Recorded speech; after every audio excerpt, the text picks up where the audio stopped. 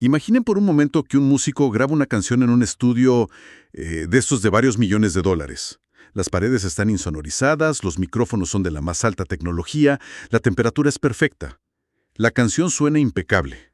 Pero semanas después, ese mismo músico toca la misma canción en vivo, en un festival al aire libre, con parlantes medio rotos, viento, lluvia y un público gritando. La presentación es un desastre absoluto. Y la gran pregunta aquí es, ¿la canción era mala desde el principio? ¿O simplemente el entorno caótico destruyó algo que pues solo funcionaba en una burbuja perfecta? O sea, esa es la metáfora perfecta para uno de los mayores dolores de cabeza en nuestra ciencia. Porque, fíjate, pasa todo el tiempo. Se diseña un plan de conducta clínico con refuerzos calculados al milímetro en un centro de terapia y los gráficos muestran un progreso hermoso. Pero en el instante en que ese plan cruza la puerta de la casa de la familia, donde hay, digamos, 3 perros ladrando, hermanos corriendo por todos lados y una televisión a todo volumen, el plan fracasa estrepitosamente.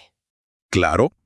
Y descubrir exactamente por qué sucede eso es lo que separa a la ciencia rigurosa de las simples anécdotas o coincidencias. Así que en el análisis de hoy vamos a desglosar los textos fundamentales de diseño experimental y los manuales de preparación para el examen de certificación BCBA. Exacto.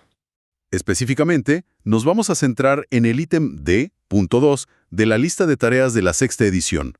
Se trata de trazar una línea inamovible entre la validez interna y la validez externa. Y la razón por la que las fuentes le dedican capítulos enteros a este tema es porque la validez no es solo un formalismo académico para pasar un examen. Es la columna vertebral de cualquier intervención. Si miramos la validez interna, en su definición más estricta a nivel de examen, ocurre cuando existe una relación funcional demostrada entre la variable independiente, que es nuestra intervención, y la variable dependiente. Que sería la conducta que queremos modificar, ¿no? Sí, la conducta objetivo.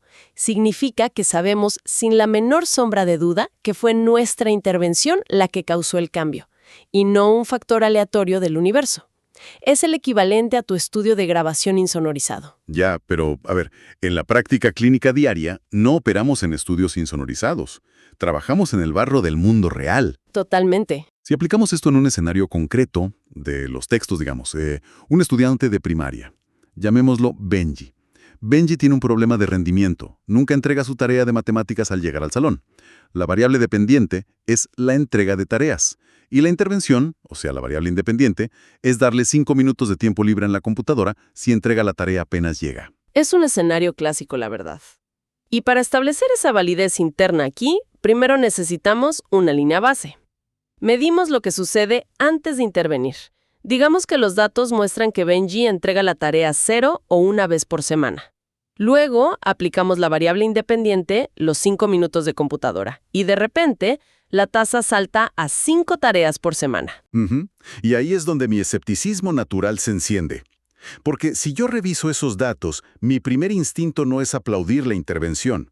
Podría argumentar que tal vez Benji durmió 9 horas seguidas toda esa semana, o su mamá le preparó su desayuno favorito todos los días, o el compañero que siempre lo molesta en el autobús faltó a la escuela.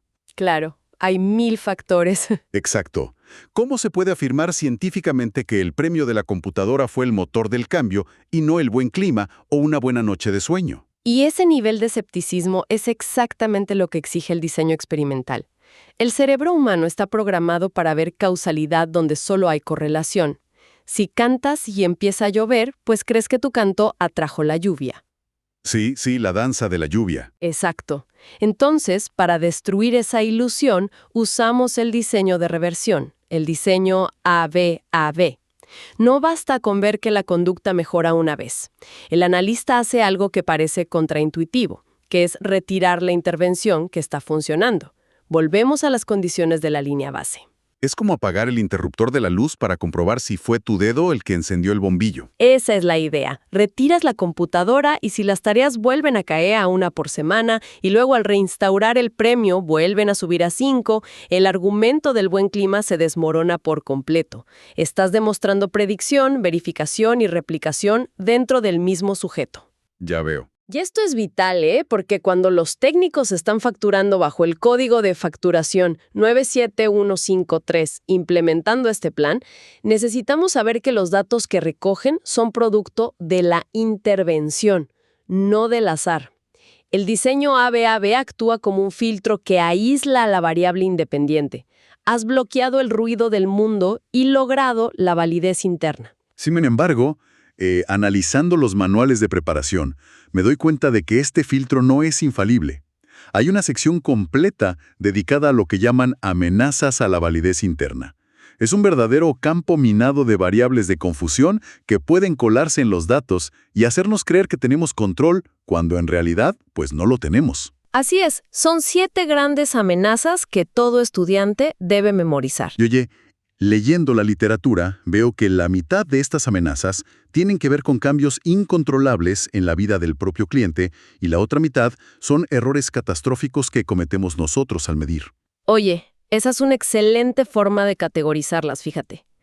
Si empezamos con los factores que afectan al cliente, la primera gran amenaza es la historia, o en inglés, history. Se refiere a eventos externos, completamente ajenos al experimento, que ocurren simultáneamente con la intervención. Por ejemplo, digamos que se diseña un plan complejo de refuerzo diferencial para reducir drásticamente los ataques de pánico de un cliente. Pero justo en esa misma semana, el psiquiatra del cliente le ajusta la dosis de un medicamento ansiolítico muy potente. Los ataques de pánico desaparecen en 3 días. Ajá, el medicamento hizo el trabajo. Claro.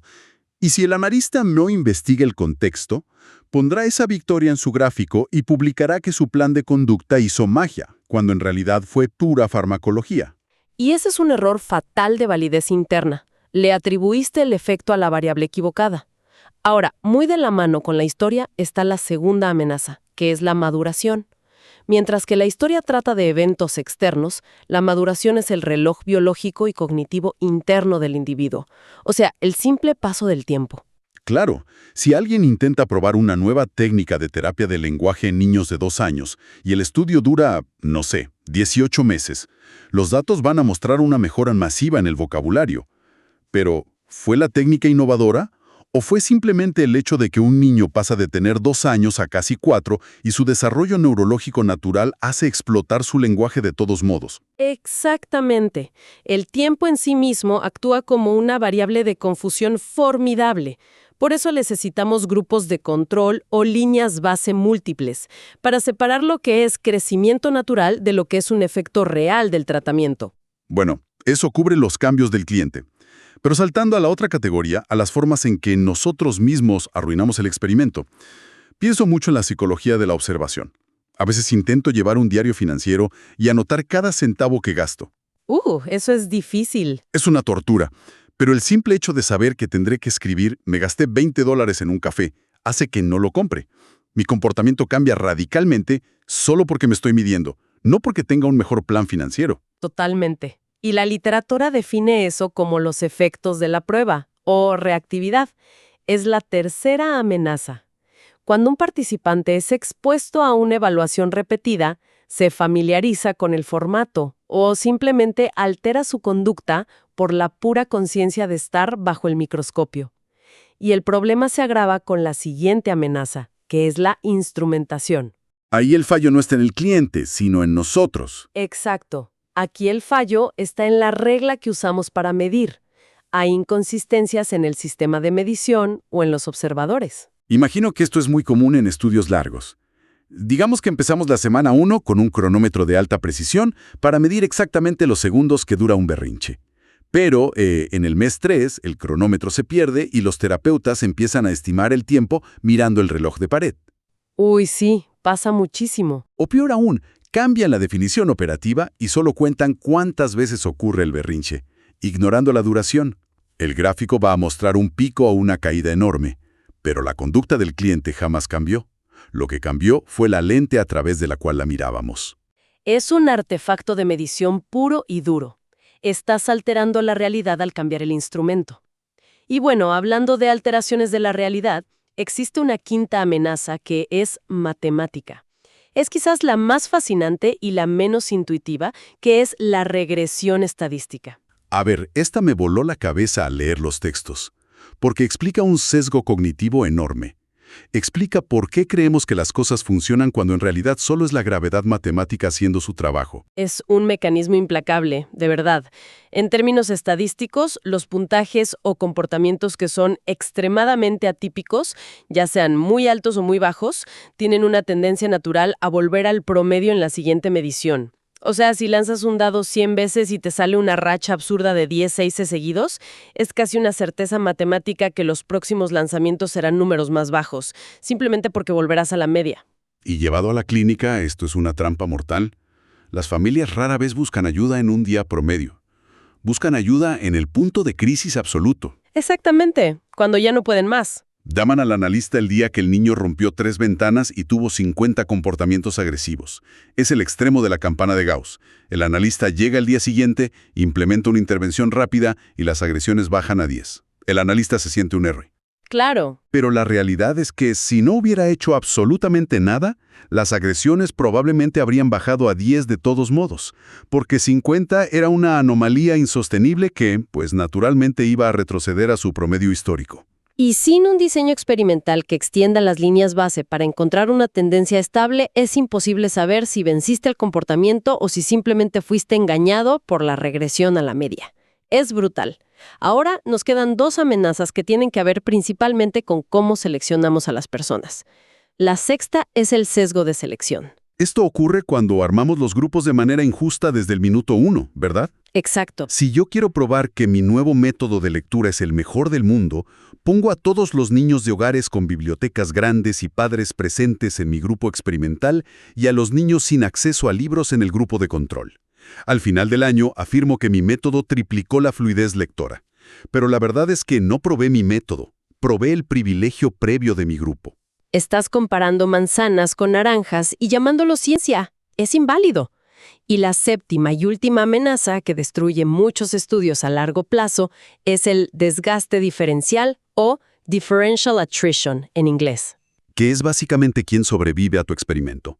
Si un analista diseña un plan de intervención para padres que requiere, 4 horas diarias de recolección de datos extenuante y empieza con 100 familias, Es muchísimo tiempo. sí, es una locura. Al cabo de 6 meses, 80 familias, las más estresadas y abrumadas, abandonan la terapia porque es insostenible. Las 20 familias restantes, que casualmente tienen más tiempo libre y apoyo externo, terminan el programa con éxito. El analista mira sus datos finales y dice, tuvimos un 100% de éxito con los que completaron el programa. Y esa es una ilusión óptica de los datos. Ignoraste selectivamente la enorme tasa de fracaso oculto en el desgaste. Al defender tu diseño experimental contra la historia, la maduración, la instrumentación, la regresión estadística y los sesgos, construyes un muro alrededor de tu intervención. Ahí es cuando tienes validez interna. Sabes con certeza clínica que la intervención A causó el cambio B en este entorno particular. Pero, y volviendo a la analogía del principio, eso solo significa que la canción suena bien en el estudio insonorizado. El objetivo final de la ciencia no es quedarse en el laboratorio. Para nada. Es ir al festival de música. Es la utilidad general. Queremos que los planes funcionen en las casas, en las escuelas, con diferentes terapeutas. Y según la literatura, ese salto de la clínica al mundo real es lo que define la validez externa. Pero los textos son muy claros en algo. La validez externa jamás se asume por decreto. No se hereda automáticamente por tener una buena validez interna. Se tiene que construir ladrillo a ladrillo mediante un proceso muy específico, que es la replicación. Es que sin replicación, una intervención es solo una historia fascinante sobre un paciente. Nada más. Con la replicación se convierte en un principio científico. Y las fuentes establecen una jerarquía muy clara aquí. Primero tenemos la replicación directa. Que sería hacer exactamente lo mismo. Exacto. Su objetivo es averiguar si el efecto es confiable bajo las condiciones exactas. El investigador repite el experimento tal cual. Si aplicaste el premio de la computadora con Benji, buscas a otros niños con perfiles idénticos en el mismo salón y aplicas exactamente la misma regla de 5 minutos. Es como intentar que el rayo caiga 2 veces en el mismo lugar, ¿no? Para asegurar que no fue casualidad. Pero si me quedo solo en la replicación directa, sigo estando en la burbuja de ese salón de clases. Y aquí es donde entra el segundo nivel que me parece el motor real del avance científico, la replicación sistemática. Esa es la clave del éxito. Es poner la intervención a prueba en aguas turbulentas. Toman la intervención de Benji y sistemáticamente varían el escenario. Por ejemplo, la aplican en una escuela secundaria en otra ciudad. O varían al sujeto. La usan en adultos en un entorno corporativo. Sí, o varían la conducta. En lugar de usarla para la entrega de tareas, la usan para mejorar la adherencia a una dieta. Y varían la magnitud. ¿Qué pasa si damos 1 minuto de computadora en lugar de 5? Y al estresar el experimento una y otra vez bajo diferentes variaciones sistemáticas y observar que la relación causal sobrevive, el nivel de confianza se dispara. Es esta red masiva de replicaciones sistemáticas a lo largo de décadas lo que permite que nuestra ciencia catalogue conceptos como el reforzamiento positivo diferencial o el tiempo fuera como prácticas basadas en la evidencia a nivel universal. No son trucos de un solo clínico, son leyes robustas de la conducta con una validez externa inmensa. Y esa distinción es el corazón absoluto de la ciencia del comportamiento. Y fíjate, para quienes analizan estos conceptos con miras al examen de certificación, hay un atajo mental recurrente en los textos de estudio que ayuda a anclar las definiciones bajo presión. Es un truco muy simple. A ver, cuéntanos. Piensan en interna como sinónimo de intervención. O sea, empiezan con la misma letra. Fue la intervención la verdadera causa en este caso aislado. Y asocian externa con extensión. Se extienden estos hallazgos a otros lugares, sujetos o conductas. Interna igual a intervención. Externa igual a extensión. Es un anclaje brillante, súper fácil de recordar. Totalmente. Sin embargo, revisando los bancos de pruebas, me encontré con un obstáculo recurrente, una trampa conceptual en la que es facilísimo caer. A menudo, las situaciones clínicas en los exámenes mezclan la validez del experimento, que es la interna y la externa, con otro concepto completamente distinto que es la validez de medición. Y suenan tan similares que el cerebro las fusiona. Y es una confusión letal, porque operan en niveles completamente diferentes de la realidad científica. La validez de medición es un filtro previo. No le importa la causalidad, solo hace una pregunta fundamental. ¿La herramienta que elegimos mide realmente el fenómeno que intentamos estudiar? Para visualizarlo mejor, digamos que un analista está trabajando con un adolescente que exhibe conductas de aislamiento social. El analista decide medir esto contando cuántas veces el adolescente dice la palabra hola al día. Ok. Lleva un registro impecable, controla todas las variables, aplica una intervención social usando el diseño ABAB que mencionamos, y el gráfico muestra que el joven pasó de decir hola una vez a decirlo 10 veces al día. La validez interna del estudio es una obra de arte. El analista demostró que su intervención aumentó el saludo. Pero el estudio completo es clínicamente inútil. Exacto. Porque decir hola como un autómata 10 veces mientras caminas por el pasillo sin mirar a nadie, pues no es una medida válida de interacción social significativa.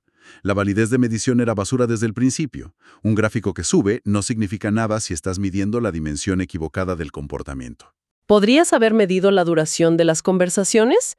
Y los datos habrían mostrado 0 minutos. Totalmente. Ese ejemplo ilustra perfecto por qué la validez de medición debe estar garantizada antes de siquiera preocuparse por la validez interna o externa.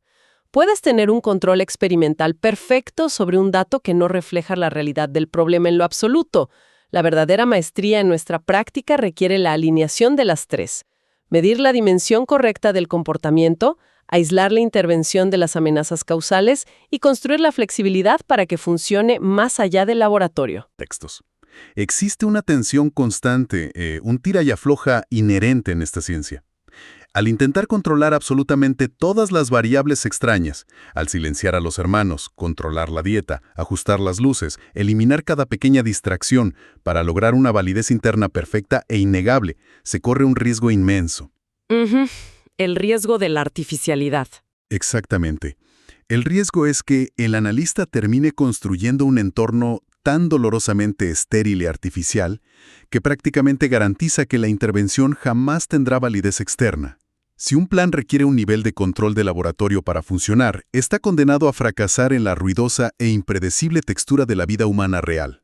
Encontrar ese equilibrio en la cuerda floja entre el rigor metodológico y la supervivencia en el caos del mundo real es el verdadero arte detrás de la ciencia. Y bueno, con eso cerramos nuestra exploración de hoy. Nos escuchamos en la próxima inmersión.